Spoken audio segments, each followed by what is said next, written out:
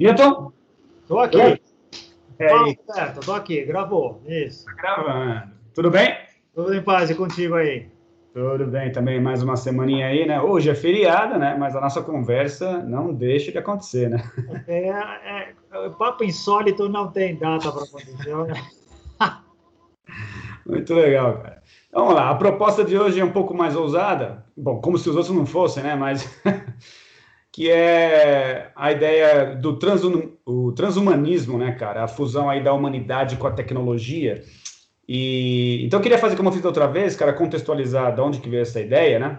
Fazer um preâmbulo assim, e aí depois você já engatilha aí e continua a disparar as suas ideias, a sua metralhadora de ideias aí. E então deixa eu te explicar mais ou menos aí como é que foi, né, cara? Então eu tava tendo a conversa com um amigo meu e ele tava falando sobre as dificuldades que ele tava tendo com um filho pequeno, né? Que já é completamente viciado no smartphone, né? Então, assim, dificuldades inclusive de concentração, sabe, na escolinha também com problemas por causa disso, né? Porque não se compara o poder de atração que você tem, né, numa tecnologia como o smartphone, acesso ao YouTube, coisas assim, né, com uma professora na sua frente, né, que não tem o mesmo dinamismo e a mesma coisa, né, de ser uma coisa caótica, assim, em termos de busca, enfim, tem toda uma questão psicológica que a gente tem que analisar, né, cara. Mas, então, eu estava falando sobre esses problemas e aí eu me deparei justamente com essa questão, né, cara, porque o transhumanismo, acho que é um conceito que ainda não é muito bem conhecido ou difundido, né, cara? É justamente essa a ideia de que a gente, como seres humanos, ainda a gente não chegou no final da etapa evolutiva, né? Em termos biológicos, tudo bem, isso faz sentido, né? Mas eles partem dessa ideia de que a gente pode adicionar ao componente humano, né, a tecnologia para melhorar as condições humanas, né? E se a gente parar para pensar, cara, não é tão absurdo assim, porque a gente sempre, né, pode ter um papo muito interessante sobre isso, né? Desde os primórdios a gente vem adicionando às nossas capacidades coisas como ferramentas, por exemplo, né? Como ao inventar o fogo, ao inventar a primeira pedra lascada, as ferramentas passaram a ser extensões do nosso corpo no sentido de nos dar maiores capacidades ali do que biologicamente nos foi dado, né? Então, de uma certa maneira, é uma coisa tão velha quanto a própria humanidade, né? Mas o que é legal é que agora o transhumanismo vem adicionar a questão tecnológica, né? Como é que a tecnologia, a ciência e a tecnologia, de uma forma geral, podem nos ajudar a vencer e superar grandes barreiras, como, por exemplo,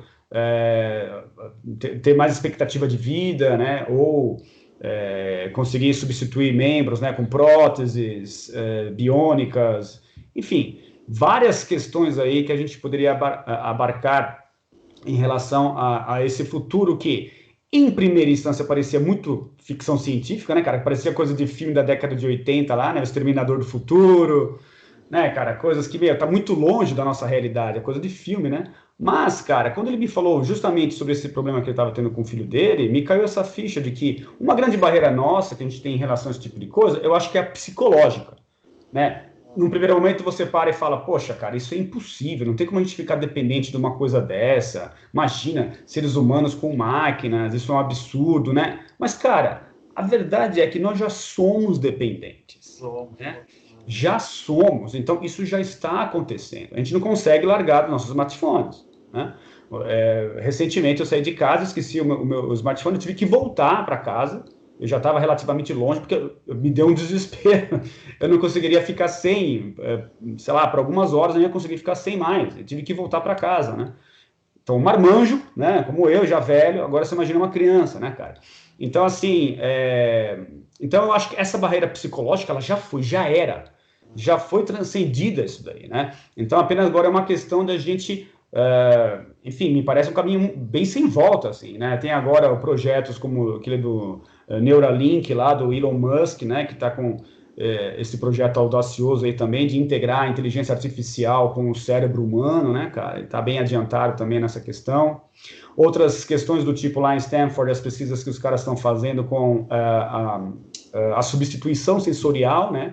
Que é pegar pessoas com deficiência auditiva, visual, e adicionar outros componentes ali eletrônicos que suplementam essa capacidade, a pessoa passa a enxergar ou a ouvir por outros meios, né? Uma série de sensores nas costas, por exemplo, e resultados absurdos. Se você vê os vídeos, é inacreditável, né? A máquina interpreta a voz de uma pessoa, aquele aparelho faz movimentos, semelhantes a esse do celular, né? Que vibra quando a gente liga, faz esses movimentos nas costas da pessoa, que ela é um deficiente auditivo, e o cérebro, de alguma maneira, depois do certo treinamento, algumas semanas treinando, ele passa a identificar aquilo e interpretar a voz da pessoa que está falando, mesmo sem estar ouvindo, né, cara? Então, isso é incrível, é sensacional. E, além disso, como se não bastasse, além desse conceito da substituição sensorial, tem também o conceito da adição sensorial, ou seja, pessoas em perfeito estado, com as suas faculdades normais, mas que podem se utilizar desses recursos para amplificar, para ampliar o seu campo sensorial, cara. Então, velho, tá tudo acontecendo já, né? E a gente não se dá conta. Então, mais ou menos foi nessa linha aí que eu me deparei com essa questão, e aí quis fazer essa exposição para que você entrasse na sequência, mas é mais ou menos por aí. O que você acha dessa história toda aí, cara? Vamos lá. Bom, um monte de coisa. Bom, primeiro, esse é um ponto que eu sei que você gosta muito, então hoje você lidera, eu vou na rebarba. Eu levanto e você corta. Para. Você falando, eu me lembrei de um monte de coisa. Primeiro, o próprio termo, né, o transhumanismo, vai além do humano, né? Dependendo da definição que a gente vai buscar, o pessoal já joga direto a incursão da tecnologia no corpo humano para transcender os limites do corpo humano. Esse é um dos principais, um dos primeiros que pipocam. Você lembrou do Exterminador do Futuro na década de 80? Eu lembrei do Ciborgue na década de 70. Também tinha. Era, que ele podia correr mais, podia ter um braço, um olho biônico e tal. Então, a gente está namorando com a ficção nisso já faz algum tempo mesmo, tem toda a razão. Você estava falando de sair de casa. Eu me lembro da gente, quando era moleque, sair de casa preocupado se tinha dinheiro, moeda e a carteira de identidade. Isso era fundamental. O resto é desnecessário. Hoje, cara, sem o smartphone não existe vida social, não existe nada. A gente se sente menos como se estivesse sem roupa, né? Que é uma coisa muito impressionante. O do Elon Musk, esse outro trabalho dele que eu fui, depois que eu achei, depois que eu conversei com você que eu não conhecia, eu acho genial, tá no comecinho ainda. Quando a gente conversou desse termo, eu me lembro que eu estava mais voltado para aquele Ray Kurzweil, Tá. que é futurólogo, que também trabalha nisso aqui. Eu me lembro que me chamou a atenção o fato de que ele chegar a tomar 100 pílulas por dia para poder maximizar o corpo dele. Depois eu fui ver, ele tinha 70 anos na época, hoje ele está com 71, 72, e quer chegar a 100 não sei quanto, mas enxutésimo, né? Enfim, e trabalha com um monte de coisa. E eu vi uma TED dele, ele falando disso, justamente disso. A gente já convive com a inteligência artificial, já parte da nossa vida, ponto final. Os que resistem estão perdendo mais tempo, vão ter mais dificuldade para lidar com a realidade. E eu me lembro, agora eu vou de memória, então vai ser na raça aí, provavelmente errarei, seria apedrejado, mas tudo bem. Como eu disse na outra vez, a frase que a Raquel gosta, quem está na montanha para tomar pedrada. Então vamos lá. Relaxa. Se não me engano, ele falou uma coisa ele achava que a inteligência artificial chegaria no nível humano mais ou menos 2029, 2030, e que se chegaria a uma discussão na sociedade sobre consciência, se a inteligência artificial teria consciência, que volta a um dos nossos pontos favoritos também, que a gente já viu lá atrás. Enfim, isso não vai ter fim, né? A gente pode falar depois de nanorobôs que entram no corpo e melhoram o condicionamento físico, ou curam, ou fazem trabalhos, enfim, isso já está acontecendo, não faltam pesquisas aí. E como você falou, é indissociável, não é uma coisa futura, é uma coisa que está acontecendo hoje e já tem aplicação hoje. A gente já não vive sem inteligência artificial, a gente já não vive sem essa extensão tecnológica do corpo. Eu acho que, eu entendo o que você fala, eu acho que eu também penso muito parecido. Tem uma certa birra com o termo tecnologia, né? Às vezes se pega muita parte negativa e se dá muita ênfase, né? Por exemplo, tira o meu filho da atenção. Poxa, tira o filho da atenção é uma coisa, mas tem muito moleque que sabe jogar videogame durante tais horas por dia e sabe jogar bola nas outras 3 horas por dia. São N variáveis que a gente pode colocar aí. Mas é impressionante como os benefícios que são gigantescos, eles costumam ser subvalorizados, né? Sim. A gente, poxa, uma vacina, a distribuição de uma vacina, tudo isso é tecnologia, a grande discussão do momento, a decodificação genética desse vírus que está aí, tudo que está acontecendo hoje, tudo isso é produto. A gente está se comunicando por esse por esse aparelho, as pessoas que vão ouvir essa conversa também. Enfim, aquela expressão que você adora usar também. A gente dá como garantido, a gente dá como favas contadas, uma coisa que surgiu na mente de uma ou várias pessoas, essas pessoas sentaram, cranearam, fizeram uma coisa acontecer, e hoje é fácil. Quem mexe com computação há muito tempo sabe como era complicado trabalhar com Fortran, até chegar o DOS, até chegar o Bill Gates e soltar o Windows, era um drama total. Sim. Olha o que é o Windows hoje, né? Olha o que é a facilidade que é hoje manipular um computador pessoal, né? É impressionante. E eu volto a mencionar um pouco sobre essa questão, cara, dos hábitos, né, dos comportamentos, porque na medida que a tecnologia ela vai adentrando em nossa vida pessoal, a gente vai mudando os nossos hábitos, né? Os comportamentos eles são alterados, né? Que é uma coisa que eu também acho que também não foi muito prevista ou muito estudada, né? Ou pelo menos ela não foi, acho que tão intencional assim, né?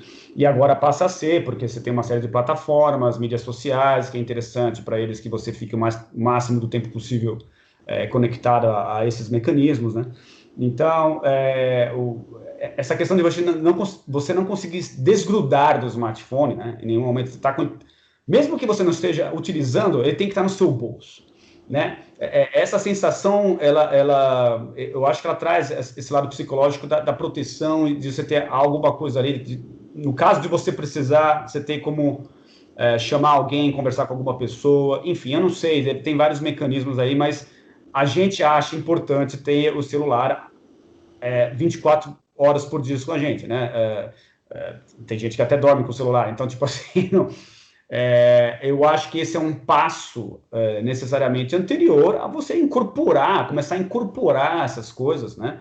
Introduzir chips no cérebro ou outros tipos de coisas assim, né? Você tem próteses hoje muito avançadas. No MIT lá tem um cara, que não vou lembrar o nome agora, mas ele deu uma palestra no TED também, com próteses absurdamente avançadas, né? Que foram impressas em 3D, né? Assim, exatamente do jeito que é a perna da pessoa, né? E com amortecedores e um mecanismo que responde às os seus estímulos do corpo. Então, assim, uma coisa que está muito além das próteses que a gente conhece, né? Lógico que tem toda uma discussão aí do preço, que é caro, etc. Tudo bem, né? Mas isso faz parte do jogo, sempre foi assim, né?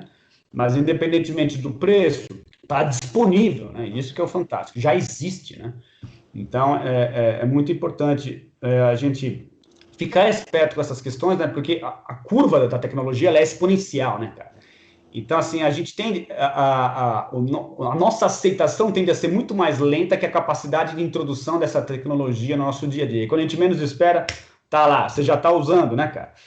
E aí tem um lado nosso que se recusa, né? Não, isso não é possível, não faz bem, não faz, mas enfim, acaba usando do mesmo jeito, né? A famosa lei de Moore não vale só para os transistores, né? Vale para tudo que é tecnológico e a gente não consegue acompanhar. Poxa, tem várias coisas aí. Quando você fala, por exemplo, das pessoas que não conseguem dormir sem o smartphone, por exemplo, aí já entra num caso patológico, que é uma série muito interessante que a gente pode discutir. Outra coisa interessante, uma tecnologia nova chega, fica sempre aquela ameaça de que vai ser viciante, que vai deturpar a sociedade. Assim foi com a TV, assim foi com o primeiro computador e sempre será. Claro que foi se refinando o uso da tecnologia com o avanço dos outros estudos de outras ciências, inclusive das ciências sociais. O que é essa grande questão que aquele documentário, O Dilema das Redes, que está no momento pegando aí, diz, que é uma coisa que você falou, criar mecanismos para fazer com que a pessoa fique plugada naquele aparelho. Claro, está indo diretamente naquilo que já se sabe que é atrativo, que dá prazer, que faz com que a dopamina fique lá caindo, sendo injetada e a pessoa fique... Isto é, imagens agradáveis, amigos, tudo que é caro àquela pessoa, ela vai estar sendo minada daquilo ali. Isso é a tecnologia usando as ferramentas psicológicas, sociológicas, antropológicas para o benefício das próprias empresas, né? De novo, o problema nunca é a ferramenta, o problema é quem está atrás dela. Se é mais refinado o mecanismo para viciar, é outra história. Dizem os especialistas que heroína vicia mais do que cocaína, que vicia mais do que não sei o que lá, isso é outra história. Mas basicamente depende muito do organismo da pessoa, de uma série de fatores. O que você falou é muito interessante. A gente já está usando isso. E o inglês, o idioma inglês, que é riquíssimo e que adora usar a tecnologia para enriquecer o vocabulário, criou o termo wearables lá há muito tempo atrás, que as pessoas já estão usando essas coisas, e de usar por fora do corpo para usar dentro do corpo era um passo simples. Aí já está acontecendo. Eu me lembro que eu estava escrevendo um livro para um cliente meu, um senhor, que era sobre a extinção do papel moeda. E, se não me engano, agora, na Suécia, o pessoal já estava implantando chips para pagar metrô, para fazer alguns pagamentos e tal. E tranquilo, voluntariamente vai lá, passa o pulso ou uma parte do corpo. Isso vai acontecer. Acho que é na mão aqui, exatamente nessa posição aqui. É mais ou menos o tamanho de um de arroz. E para que ficar segurando cartões e moedas e tal? Já passa direto, voluntariamente, né? Exato. Você tem uma questão também dos materiais, né, cara? Você tem o estudo dos materiais aí, que à medida que a coisa vai avançando também, você acaba encontrando materiais que são mais moldáveis e mais adaptáveis à condição biológica, né, cara? Então... rejeição. Exato. Para evitar rejeição e esse tipo de coisa, né, cara? Então, eu acho que assim, cara, uma hora vai acontecer, não vai ter jeito. É meio sem volta mesmo. A gente pode abrir outros leques que é bem interessantes, que tangenciam isso. Legal, como você falou, quem é que sai de casa sem o seu smartphone hoje? Ninguém, né? Nem que seja, como você falou, para eu ter a segurança. No passado, a gente saía, esqueci do detalhe, a gente saía com a identidade, com o dinheirinho e com 2 ou 3 fichas telefônicas. E, né, se desse alguma emergência na rua, orelhão. Hoje, a emergência é ali na hora. É a sensação de que se eu precisar, está ali. Exato. Agora, a pergunta que eu faço é, peraí, vamos pegar a tangente aí. Quem controla quem? Eu controlo o celular ou o celular me controla? Essa é a questão. Sabe toda vez que toca lá o plim, plim, plim, plim de uma mensagem que chegou, eu resisto, eu fico com aquele comichão para trás, ou eu sei me controlar e sei que agora eu tenho que me focar no que eu estou fazendo no presente? Essa é uma questão do momento também. 2 pontos aí. O primeiro deles é que o Elon Musk, ele tem... na verdade, uma das alegações de ele ter começado essa empresa aí, a Neuralink, cara, é justamente porque ele tem aquele medo da inteligência artificial se tornar uma realidade e tem essa questão da singularidade, onde em um determinado momento essa inteligência artificial ficará tão inteligente que vai suplantar a inteligência humana. E aí essa máquina vai resolver ou vai chegar a uma conclusão de que a gente não é mais necessário nesse planeta e vamos exterminar a tudo e a todos, né? Enfim, ele tem esse medo, já falou isso publicamente, e a ideia dessa empresa é justamente, já que não podemos vencê-los, vamos nos juntar a eles. Então, essa Neuralink, a ideia é você conseguir implementar, se bem que eu não li muito a respeito, mas pelo pouco que eu li, implementar uma certa parcela dessa inteligência artificial em conjunto com a inteligência humana, para que elas trabalhem em conjunto, e não de forma separada completamente, porque isso, na visão dele, seria muito perigoso. A partir do momento que a coisa se desenvolve em conjunto, você minimiza esse risco, né, de haver uma inteligência apartada de nós, querendo nos eliminar, né? Então, esse é um ponto interessante que ele alega, e eu acho que, dentro do ponto de vista dele, faz sentido, né? E se tratando de Elon Musk, a gente tem que respeitar o cara, porque, enfim, ele está fazendo as coisas acontecerem, né? O outro ponto que você falou, será que eu me perdi agora, que era da questão da dependência. Quem controla o quê? O celular controla a gente? Não, eu ia falar, lembrei, é que assim, vai haver, eu acho, que vários efeitos colaterais indesejáveis nesse processo, né? Que a gente vai ter que se habituar e passar por esse processo e superar esses problemas, né? Que são, eu acho que assim, questões do uso mesmo que vão acabar nos indicando que tem coisa saindo errado e a gente vai ter que ir consertando no meio do caminho, né, cara? Então, acho que eu entendo todos esses lados negativos, é horrível mesmo, mas eu acho que é uma questão da gente se adaptar e aprender com tudo isso, né, cara? Concordo. E ainda falando de tecnologias e a ficção sempre se adiantando à realidade, né, no passado, muitos das obras de literatura, depois de cinema, que previam um futuro ruim, previam a tecnologia superando, as máquinas superando os homens e achando que a humanidade era prescindível e eliminando. Isso vem desde Isaac Asimov para trás, né? Ray Bradbury e toda aquela turma. O risco sempre existe. Acho que você tocou no ponto que é fundamental. Tudo que surge novo traz efeitos colaterais. Nenhuma vacina é 100% eficaz e toda branda, nenhum organismo, os organismos não são iguais, então o efeito não vai ser assim. Exemplo, existe gente viciada em televisão? Existe. Qual a porcentagem da humanidade?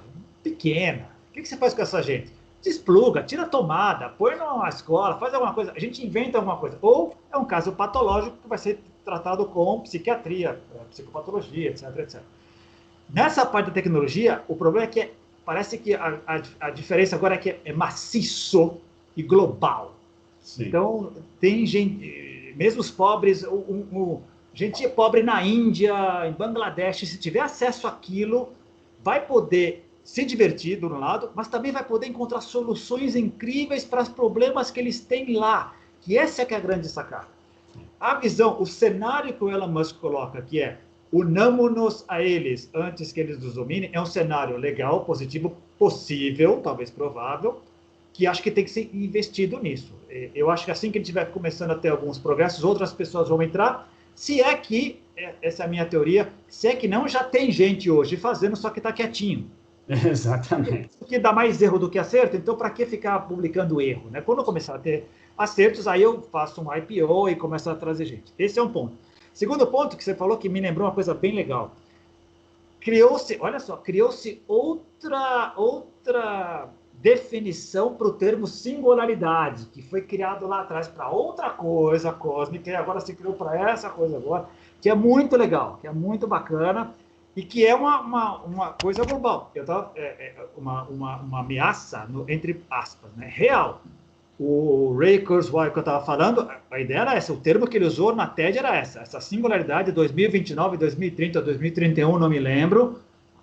A inteligência artificial vai estar pau a pau com o humano, nós vamos ter que sentar frente a frente e ver o que nós vamos fazer com isso.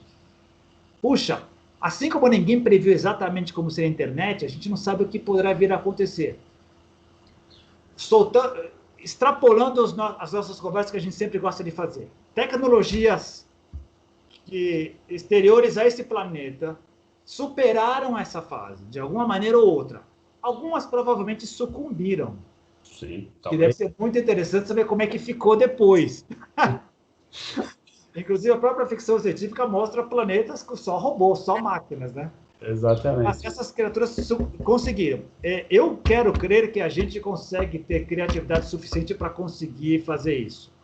Claro que nós estamos mostrando, pelo nosso tratamento ao planeta e ao meio ambiente, que a gente está mais para homo estúpidos do que para homo sapiens. Exato. Mas aí não joguei a toalha. Mas a tecnologia pode e deve ser o grande aliado para isso também. Cara, e esse é um outro momento da nossa conversa, né? Uma segunda instância da conversa aqui, que ela resvala justamente nesses contatos que nós temos tendo de vez em quando aí, né? Estamos tendo de vez em quando com esses seres especificamente da missão Rama do Brasil, ou da missão Rama, desculpa, não do Brasil, mas da missão Rama como um todo, que me parece, né, a sensação que eu tive nesses poucos momentos é de que realmente o que eu estava vendo ali era uma tecnologia completamente integrada com a parte biológica, sabe? Onde não havia uma distinção muito clara entre uma coisa, onde terminava uma coisa, onde começava a outra, né? Um exemplo bem prático disso foi uma canepa que eu vi uma vez dentro do autocontrole, que ela se aproximou muito, assim, aproximadamente uns 2 metros, bem na minha frente, e era possível perceber uma esfera perfeitamente esférica, um objeto perfeitamente esférico, vermelho, né? Mas era esbranquiçado e parecia uma ameba dentro, assim, se mexia de uma forma bem orgânica, sabe? Então, eu fiquei bem impactado por isso. Fora outras questões, outras vezes em que existe a questão da telepatia, tudo, né, dos avistamentos, onde você percebe que existe uma interação entre a tecnologia e o ser contatando contigo, que, cara, é tão rápido, é tão automático, digamos assim, está entrelaçado o negócio, né? Sabe, vem a voz na cabeça e imediatamente vem uma luz no céu. Então, assim, é uma sincronia, cara, que é uma tecnologia que não tem nem noção de como funciona, mas que me passa essa sensação de que de uma forma que desconhecemos por completo, estão interligadas essas coisas, né? Então, não sei se você tem essa mesma sensação. Tenho. Inclusive, parte da ficção científica também partia disso, vários e vários episódios, existia esse entrelaçamento tecnologia-organismo. Inclusive, já existe o termo biotecnologia, já existe, lidado com isso daí. Puxa, inclusive você me fez lembrar uma coisa bem interessante. Vamos ver se eu me lembro agora. Henrique Castilho de Rincón, que teve contato lá na Venezuela. Putz, eu sempre confundo. Acho que ele era colombiano e estava trabalhando na Costa Rica e depois teve contato na Venezuela. É uma triangulação dessas aí. Bom, enfim, ele teve contato entre 73 e 76. Eu estava até lendo o segundo livro dele outro dia. E ele conta no segundo livro que ele foi para um passeio de uma base submarina com outras pessoas. Ele mais umas 6, 7 pessoas. Dentro da nave, ele foi sair. Quando ele estava voltando, ele foi estocar na estrutura da nave. E ele sentiu, ele falou assim, eu tive a sensação de que estava tocando numa pele. Pele. E aí, depois, conversando com o extraterrestre lá que estava com ele, ele disse o seguinte, os nossos equipamentos são orgânicos. A gente consegue... Chegamos na tecnologia a tal ponto, esses seres seriam supostamente das Pleiades, em que a gente lida com isso, os seres são orgânicos, a gente sente, eles sentem, e a coisa flui desse momento. Imagina o que é isso, né? A gente imagina, eu até brinco com o Listadashi, com o Beto lá do grupo, então, esse pessoal que gosta mais de tecnologia, se a gente entrasse na nave, esse pessoal sairia correndo para casa de máquinas, né, para ver como é que funciona, né? Enquanto outros sairiam para fazer outras coisas. Mas talvez eles se decepcionassem e não vissem turbinas e outras coisas, e sim um cristal, como a gente já ouviu falar, ou uma planta. Não é no Star Trek Discovery que o pessoal usa uns... Como é que chama lá?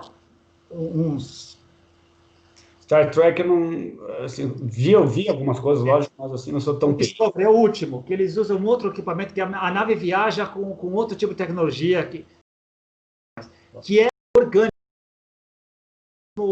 Seria a mesma forma de comunicação que as árvores usam por baixo. Tem um nome lá, tanto é que o cara que trabalha com isso, o sobrenome dele é Stamets, e um dos personagens do Star Trek Discovery é Stamets também, que é o cientista do laboratório. Enfim, essa turma deve estar usando a biotecnologia, de uma maneira que a gente sequer imagina. Porque a gente tem que partir desse princípio. Se aqui a gente já está arranhando essas coisas, né? Jogando a curva exponencial aí, cara, para, sei lá, mais quanto tempo aí? Vamos jogar, sei lá, 1000 anos, cara. O que será possível fazer nessas respectivas áreas, né, cara? Tanto computacional quanto da biotecnologia. Cara, fica completamente impossível de você prever, né? A gente, que nem você mencionou agora há pouco a respeito da internet, né? Fazendo olhando para trás agora do ponto que estamos, né? Fica fácil você ver passo a passo, mas naquele momento que a gente estava lá atrás, não era nada evidente o que poderia acontecer a partir de lá, né? Eu me lembro muito bem nos primórdios. O que a gente faz hoje, né? Por exemplo, essa total dependência dos smartphones, né, as coisas que são capazes de serem realizadas através desses aparelhos, a gente nem imaginava. Não. No máximo era um celular mesmo, né, que é aquele tijolão, né? Então, olhar para trás assim nesse sentido fica fácil depois que aconteceu. Agora, para frente, então, fica cada vez mais complicado você fazer esse tipo de previsão, né? E como a gente falou, está muito rápido, é a lei de Moore em todos os aspectos. A gente não consegue dar conta, a gente imagina coisas, tem gente que já imaginou e já foi por outro caminho. Muitas vezes a pessoa imagina uma coisa, as pesquisas levam para outro lugar e acaba indo para uma descoberta incrível que a gente nem imaginava. Agora, tem outras coisas muito interessantes. Voltando à parte da biotecnologia, de incluir no corpo, né? Uma coisa que o meu irmão biólogo me chamou a atenção. A gente viveu como Homo sapiens durante dezenas de milhares de anos, de uma expectativa de vida 30, 40 anos no máximo. Então, a puberdade era mais cedo, uma série de coisas era mais cedo para poder reproduzir. E, de repente, do século XIX para frente, com os avanços tecnológicos, inclusive de medicina, uma série de coisas, a gente dobrou, triplicou, estamos chegando a níveis incríveis. O corpo não foi adaptado ao mesmo tempo. E o exemplo que meu irmão me deu é muito interessante. A dentição, ninguém consegue chegar a 70 anos com a dentição perfeita, porque a dentição era para durar 40 anos, 50 anos. Né? E outras partes também.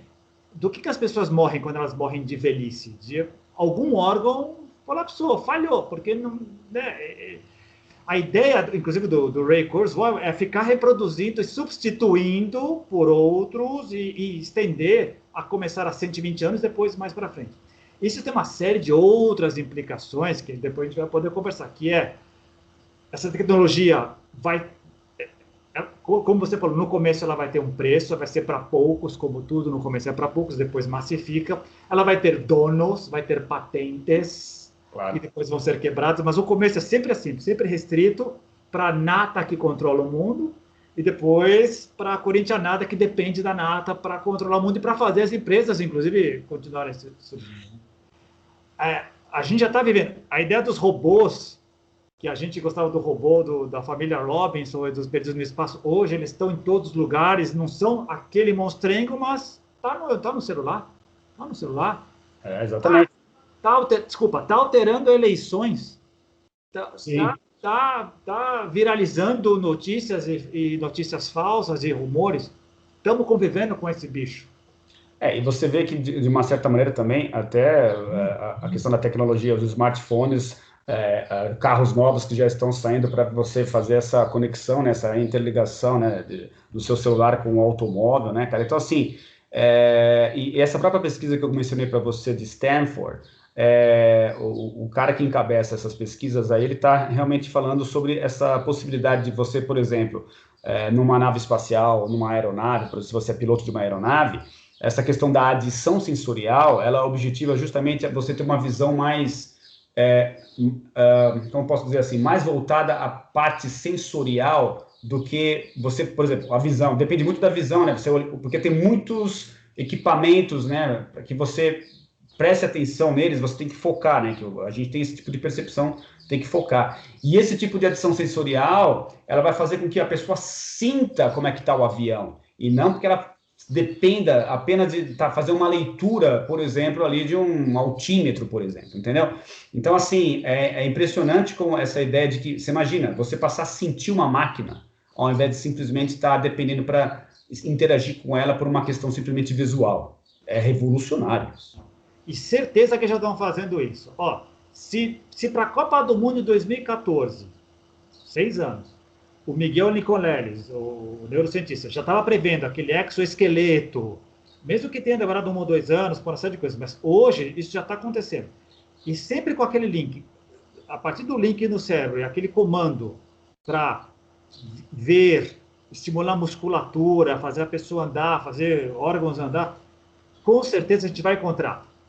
E não será externo, será interno. Será um chipzinho pequeno, acho que o Elon Musk também mexe com isso, que vai estar lá. Isso vai sendo desenvolvido aos poucos, vai ter os seus efeitos colaterais, vai ter as suas vítimas que fazem parte dessa travessia e chegaremos lá.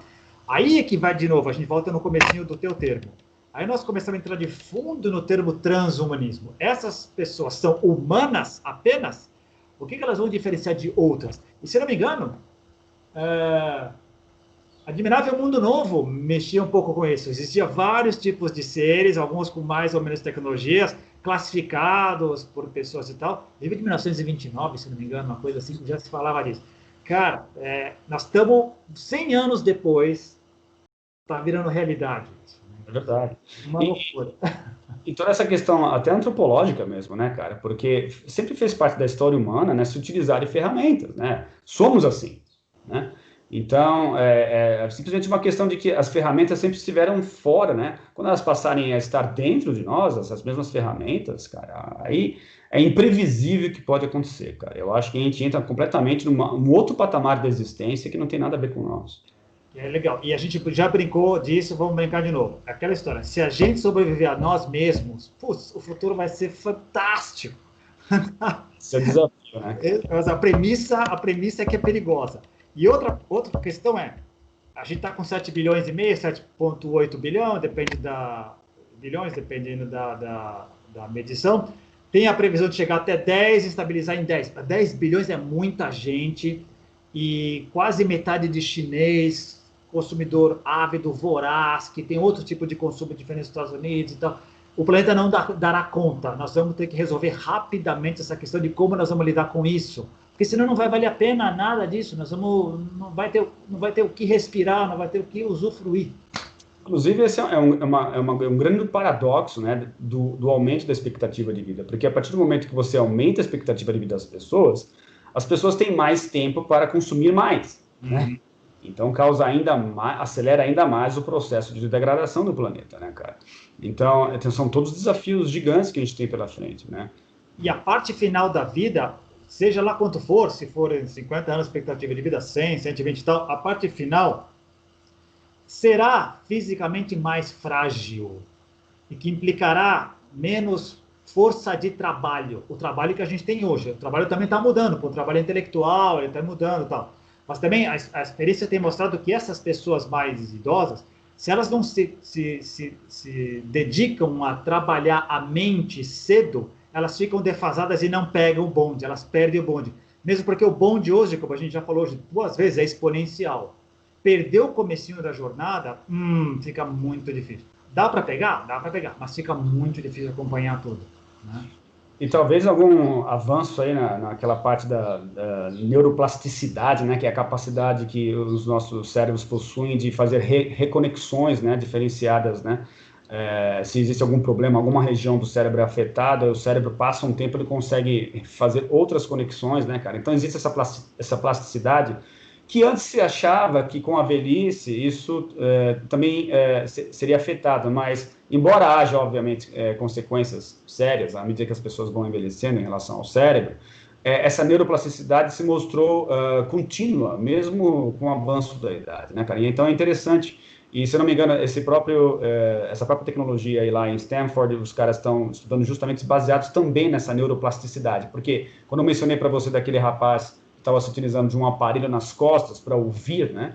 O cérebro ele teve que passar por esse processo de adaptação. Não foi imediato, né? Foi um processo educacional, que o cérebro teve que se adaptar às novas mensagens que estavam chegando, porque no final das contas o cérebro faz isso, né, cara? Simplesmente tem dentro da caixa craniana, uma parte do nosso corpo que está recebendo sinais sensórios, né? Mas isso aí chega através de processos eletroquímicos, né, cara? Então, simplesmente estar puxando esses sinais eletroquímicos de outra região, interpretando esses dados, né? Então, parece que o cérebro é uma grande máquina, digamos assim, de interpretação de dados, cara.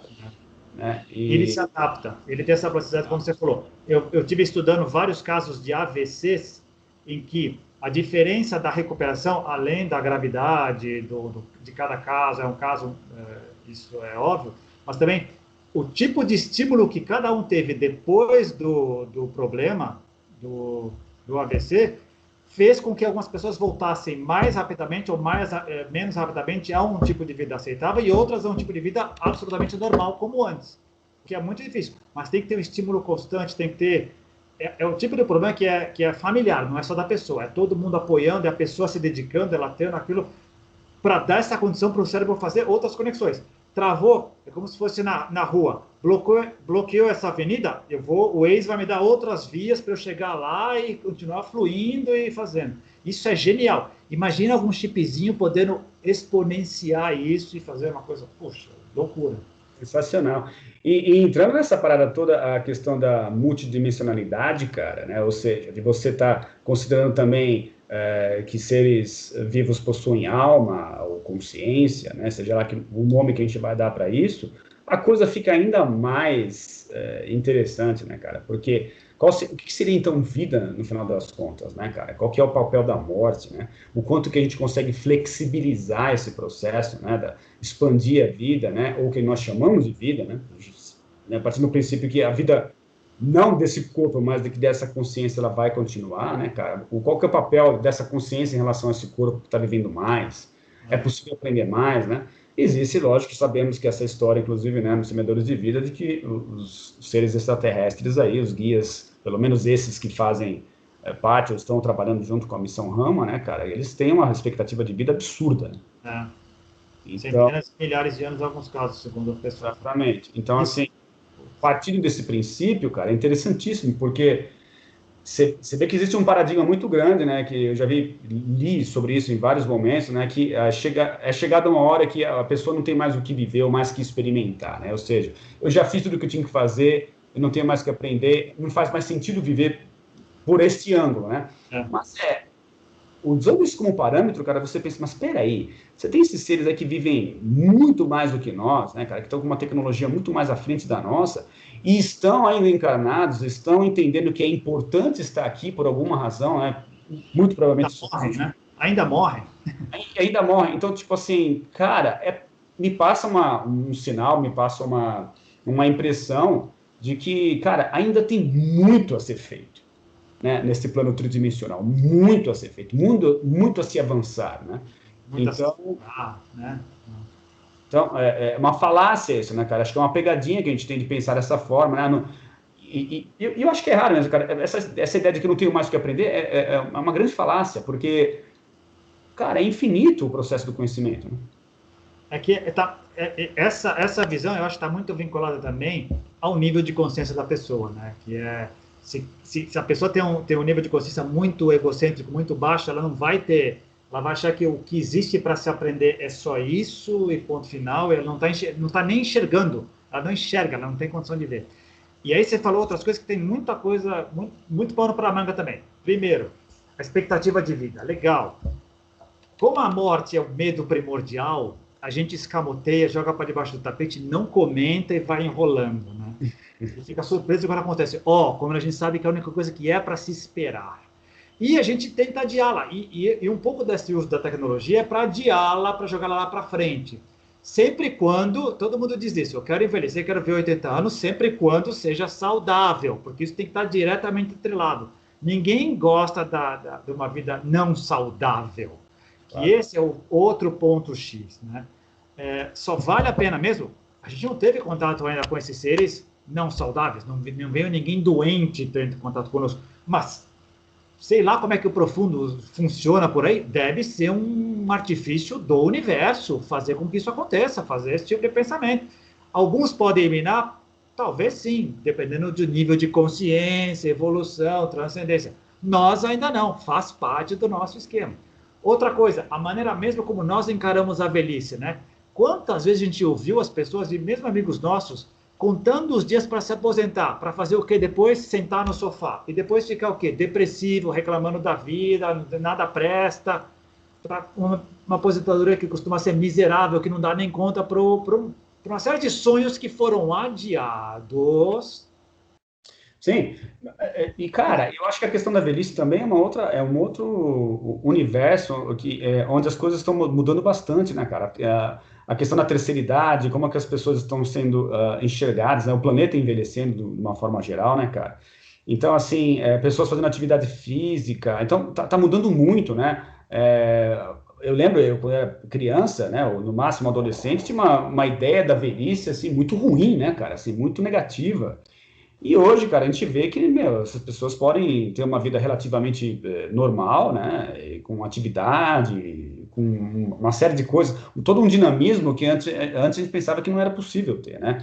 E eu acho que volta a ser importante, cara, a gente rediscutir essa questão do papel das pessoas mais velhas, dos anciões, né, cara, as pessoas que têm mais experiência, né? Tem também... temos essa teoria de que o pessoal da Confederação de Mundos da Galáxia aí seria controlada por anciões, né, cara? As pessoas mais velhas, as pessoas mais experientes que teriam sido votadas para estarem ocupando esse posicionamento aí de liderança, tá? Então, assim, eu acho que é importante, né, pegar esse pessoal que é mais velho, com mais experiência de vida, realmente, e trazer para algo mais parecido nesse sentido, entendeu? De dar essa importância de serem as pessoas a serem consultadas, digamos assim, em momentos de crise, as pessoas que têm experiência mesmo, de vida, né, cara? Então, é importante isso, eu acho. E você falou uma coisa muito boa. A nossa imagem de velhice era ruim, porque era ruim mesmo, porque era uma velhice, era senescência no sentido pejorativo da coisa. Como a gente viveu milhares de anos, como eu falei da outra vez, a gente viveu milhares de anos com expectativa de vida pequena, havia poucos casos de demência, de Alzheimer, não existia. A partir do momento que a gente vive mais, abre o leque para que isso possa acontecer, a degeneração cerebral e uma série de outras coisas. Mas, quem que está dando mais fôlego para uma velhice decente, uma velhice boa? Tecnologia. Exato. Estudo, detecção com antecipação de problemas, exercícios não iguais aos outros, mas exercícios a cada caso, a cada tipo de corpo, medicamento, suplemento, né? Atividades, respeito, legislação. Exatamente. Né? Uma série de outras coisas que as sociedades foram percebendo, até para preservar. Esses anciões vão acabar sendo preservados, estão sendo preservados muito em função também da tecnologia. Ainda não falando a que entra no corpo, mas a que está por fora. Imagina que ela começar a entrar e a gente puder estender essa vida humana e chegar no transhumanismo, que é o que a gente estava começando no começo. Vai ser por aí. Tem um cara, nossa, também vai ser difícil lembrar o nome dele, que ele está trabalhando justamente nessa questão de expandir, né, a expectativa de vida das pessoas, e ele fala que, teoricamente, tudo bem que é um cara que, inicialmente, ele foi muito questionável, muito questionado, assim, porque ele veio da área de TI, mas depois ele se formou, parece que em biologia, em Oxford, ou seja, não é qualquer lugar, e ele começou a ganhar reconhecimento, cara, das pessoas, e ele alega que é possível, de acordo com as teorias dele, chegar à imortalidade, cara. Então, assim, e ele menciona, dá exemplos de que tem vários organismos na natureza que não morrem, ou que não envelhecem, né? A gente não conhece muito a respeito deles, mas parece que a lagosta passa por um processo parecido e outros organismos. Então, ele fala que é possível migrar, né, do jeito que esses animais fazem, né, para os seres humanos, de alguma forma, migrar isso daí e conseguir atingir essa coisa. Então, assim, gente trabalhando para que isso aconteça é o que não falta, cara. Em todas as frentes. Você me fez lembrar, que a gente não mencionou ainda, aqueles, inclusive já tem filmes sobre isso, e talvez tenha livros, eu não vi, aqueles que estão querendo transportar consciência para a rede. Sim. Diretamente para a internet, né? E aí o meu corpo vai, mas eu estou ali, depois eu posso talvez botar num outro corpo, enfim, ou ficar lá, ficar na rede. Mas isso eu acho um pouco tenebroso, cara. Isso aqui me passa uma ideia muito legal, não. Eu também, mas se a ideia é a consciência, não perder a consciência, no sentido laico da coisa, né? A ciência do momento, da vigília, assim. O próprio Thomas Campbell, ele, se eu não me engano, tem um dos livros, eu não terminei ainda de ler os 3 livros, estou na metade do segundo ainda, que eu parei, porque eu estou lendo 4 ao mesmo tempo. Mas ele fala, se eu não me engano, cara, da possibilidade de uma consciência, por exemplo, estar incorporada em uma máquina. Então, assim, como é que funcionaria isso, cara? Eu não entendi muito bem, para te falar a verdade, mas tenho que ler o resto para ver como é que ele chega a essa conclusão. Sei que leu tudo. Eu li, mas eu já misturo tudo, porque eu já sei. Agora, lembrando, se a gente mudar o nosso conceito de máquina e vier, lembrar do que o Henrique Castilho Rincon falou, dessa nave biológica, a coisa começa a mudar de figura.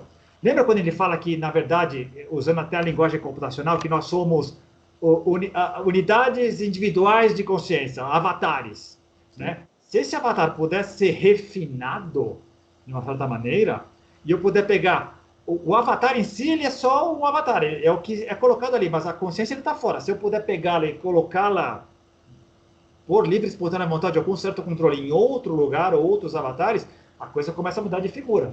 Hoje são os senhores do karma, que eu brinco, sei lá quem é que mexe com isso. Mas vai saber quem tem esse tipo de controle. Dizem que algumas criaturas têm esse tipo de controle. Elas optam por encarnar naquele planeta, naquela pessoa, para fazer algum tipo de trabalho, inclusive para trazer outros, enfim. A gente está rasgando ainda. Cortou? Não.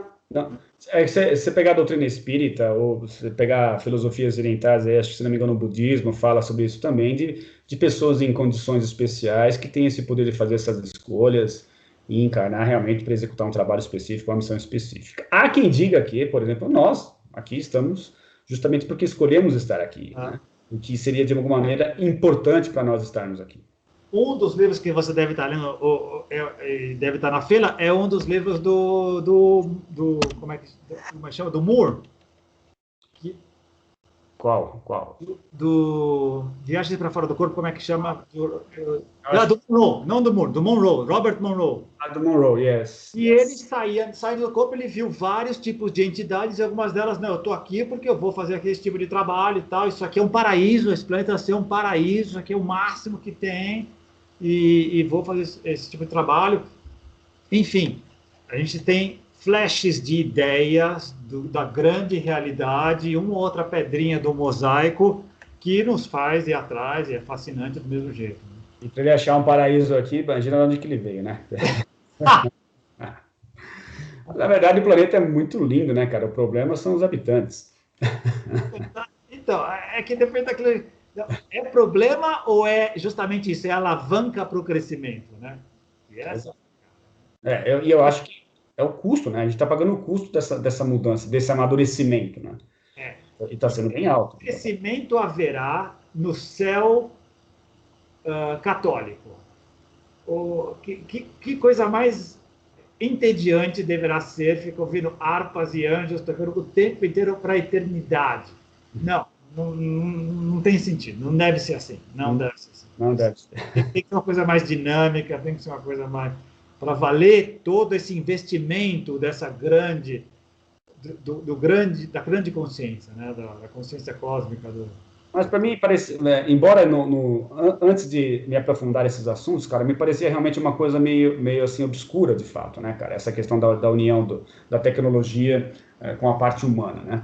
Mas, cara, se você parar para pensar, e o que me fez realmente mudar de ideia é justamente um processo apenas exponencial de uma coisa que ele sempre fez, né?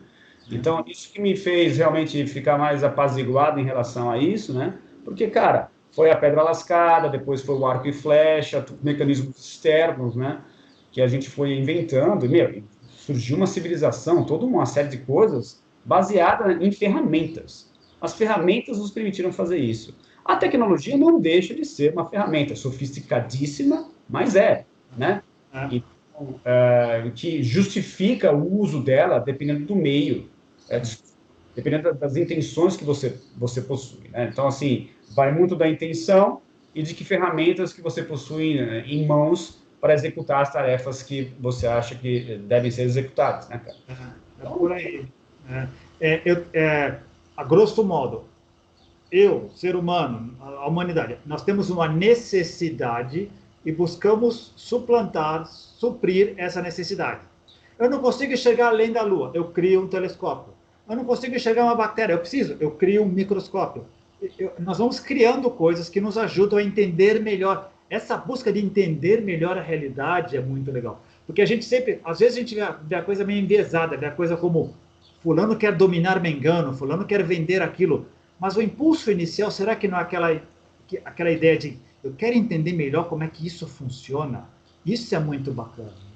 Cara, e de repente qualquer outra sociedade por aí, cara, sei lá, em outros lugares, né, do outro lado da galáxia, talvez ela passe por processos semelhantes, onde a tecnologia ela acaba entrando justamente para permitir que ela conquiste novas formas de ter acesso a outras fatias da realidade, né, cara?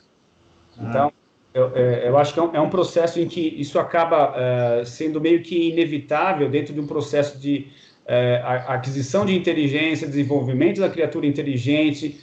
A tecnologia acaba vindo como apoio, como fator inevitável nesse processo, e aí essas descobertas, elas continuam a ocorrer. Então, é a impressão que eu tenho em relação aos guias também, que eles passaram a descobrir e adentrar em outras instâncias da realidade, digamos assim, justamente porque a tecnologia promoveu isso.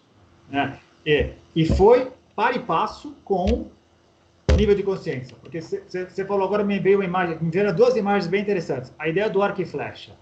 Na minha comunidade, o arco e flecha vai nos servir para fazer uma caçada melhor. Tá? Até o momento em que eu dei uma louca, não gostei do meu vizinho e vou usá-lo contra o meu vizinho, que tem uma esposa mais bonita do que a minha e talvez eu queira ambicioná-la. Isso não é culpa do arco e flecha, isso é culpa do trama social. E outra imagem que me veio muito engraçada, não sei porquê, você estava falando, né? Eu não sei que episódio é, mas é Jornada nas Estrelas, Star Trek, do comecinho, apareciam seres com um cérebro, uma cabeça gigante aqui, como se fosse um cérebro gigantão aqui, e ele super simples, tal, meio magrelo, tal, mas tudo dominava com o cérebro. Então, tudo era mente, mentalizava tudo, fazia a coisa acontecer e tal. Então, é outro uso muito louco. Talvez existam criaturas desse tipo que, não como nós, que botamos a mão na massa, porque também tudo depende disso aqui. Tem que ter isso aqui, que é uma coisa genial, né?